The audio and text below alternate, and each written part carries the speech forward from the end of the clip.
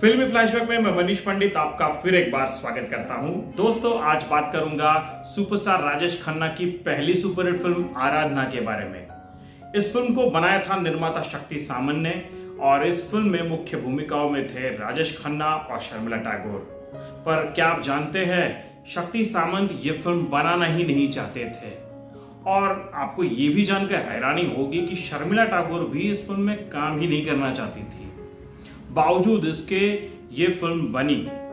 एक दौर ऐसा भी आया जब निर्माता शक्ति सामंत इस फिल्म को बंद करने की सोच रहे थे, बावजूद इसके ये फिल्म बनी। तो क्या थी ये कहानी, बताऊंगा आज के इस वीडियो में। तो चलिए शुरू करते हैं आज का वीडियो।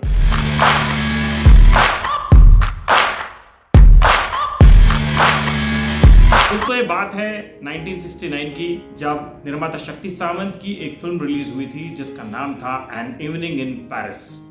निर्माता शक्ति सामंत उन दिनों बतौर हीरो अपनी हर फिल्म में शम्मी कपूर जी को ही साइन किया करते थे और एन इवनिंग इन पेरिस में भी उनके हीरो थे शम्मी कपूर। इस फिल्म के गानों ने ऑलरेडी धूम मचाई थी और उम्मीद की जा रही थी कि यह फिल्म बॉक्स ऑफिस पर अच्छा करेगी। पर जब ये फिल्म रिलीज हुई, फिल्म के रिलीज के ठीक 3 दिन बाद थिएटर ओनर्स की स्ट्राइक शुरू हो गई, जो लगभग 3 हफ्ते चली।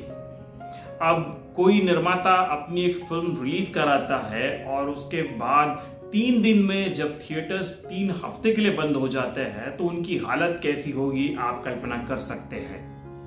3 हफ्ते बाद जब थिएटर्स दोबारा खुले, तब तक एन इवनिंग इन पेरिस की हवा जा चुकी थी और ऐसे में इस फिल्म को अच्छा बिजनेस करना लगभग असंभव सा था। जाहिर है, निर्माता शक्ति सामंत काफी आर्थिक कठिनाइयों में आ गए थे और इस कठिनाई से निकलने का एक ही रास्ता था और वो रास्ता था एक और फिल्म बनाई जाए। एक और फिल्म बनाकर पिछली फिल्म के घाटे को रिकवर कर लिया जाए, यही प्लान था निर्माता शक्ति सामंत का। और वो शम्मी कपूर के साथ एक और फिल्म ऑलरेडी प्लान कर रहे थे।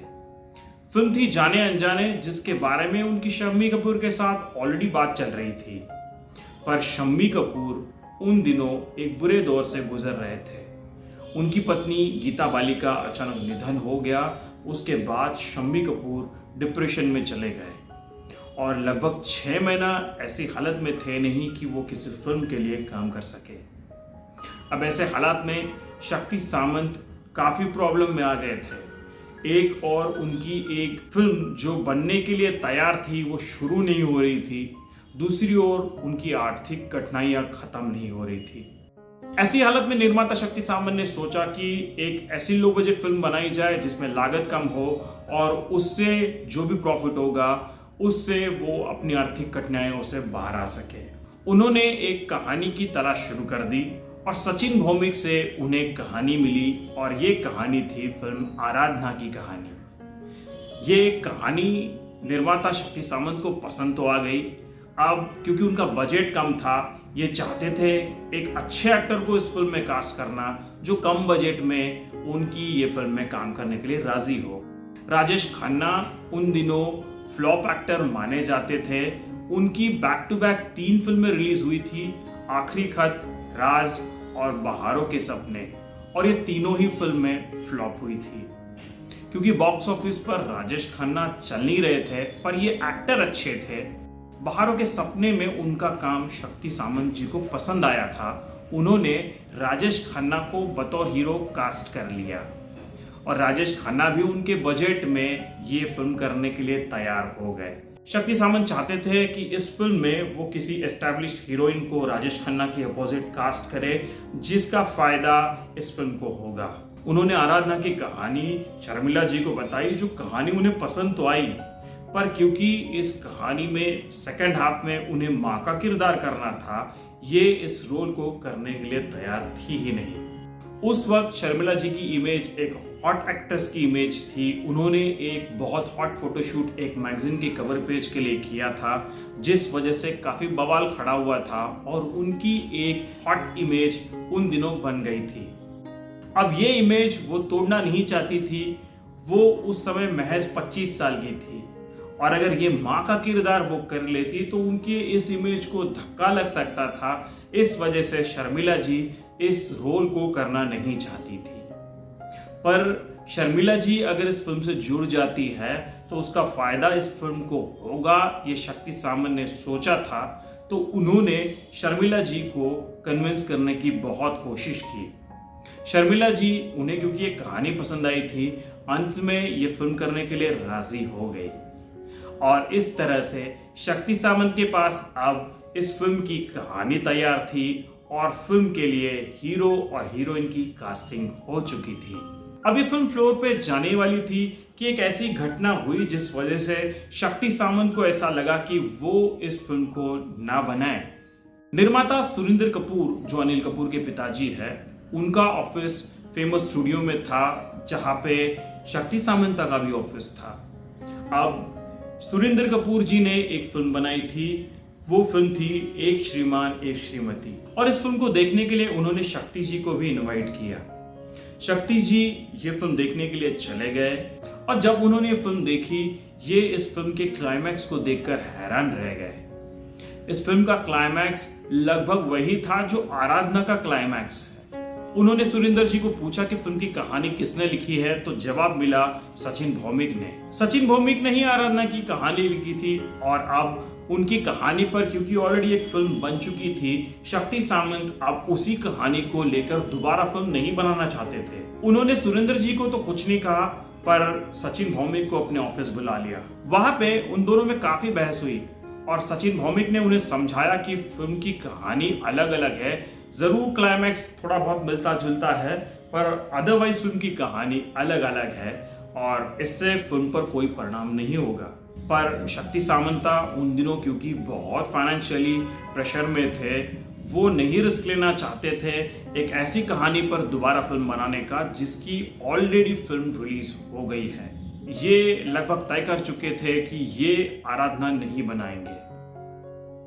तभी इनकी मुलाकात मधुसूदन कालेलकर जी से हुई। मधुसूदन उनकी फिल्म जाने अनजाने की स्टोरी लिख रहे थे और गुलशन नंदा उनके साथ थे।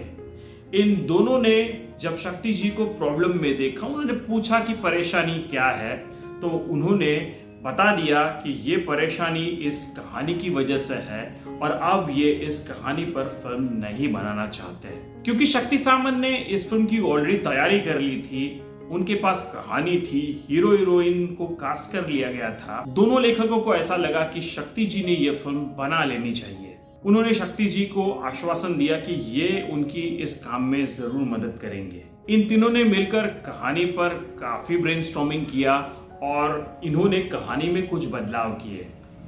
इन बदलावों में से एक बदलाव ये भी था कि राजेश खन्ना को इस फिल्म में डबल रोल दिया जाए। शुरुआत में राजेश खन्ना इस फिल्म के सिर्फ फर्स्ट हाफ के लिए नायक थे और उनके बेटे की भूमिका कोई और निभाने वाला था, पर ये दोनों लेखकों ने शक्ति जी को कन्विंस किया कि ये दोनों भूमिकाएं अब राजेश खन्ना ने ही करनी चाहिए। इस सुझाव को शक्ति जी ने मान लिया। इस तरह से राजेश खन्ना का रोल इस फिल्म में लंबा हो गया। उन दिनों क्योंकि डिजिटाइजेशन था नहीं, शुरुआत में यह फिल्म सिर्फ दिल्ली सर्किट में रिलीज की गई और दिल्ली सर्किट का फीडबैक देखकर इसे बाकी सर्किट्स में रिलीज करने का प्लान किया गया। दिल्ली में जब ये फिल्म रिलीज हुई, इस फिल्म को काफी अच्छा रिस्पांस मिला और फिर इस फिल्म को मुंबई में रिलीज किया गया और बाद में पूरे भारत में इसे रिलीज किया गया और इस तरह से एक सफल फिल्म राजेश खन्ना को मिल गई। जब इस फिल्म का प्रीमियर दिल्ली में किया गया, इस फिल्म के प्रीमियर के लिए राजेश खन्ना उपस्थित थे, पर क्योंकि उनकी लगातार 3 फिल्में फ्लॉप हो चुकी थी, वो एक छोटे एक्टर थे, उन्हें किसी ने भाव तक नहीं दिया।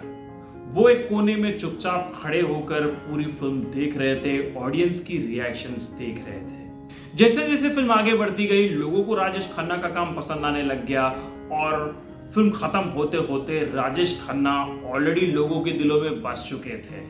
उन्हें मिलने के लिए, उनसे ऑटोग्राफ पाने के लिए काफी भीड़ वहां इकट्ठा हो गई और एक कोने में खड़ा हुआ एक फ्लॉप एक्टर फिल्म का प्रीमियर खत्म होते होते सुपरस्टार बन चुका था।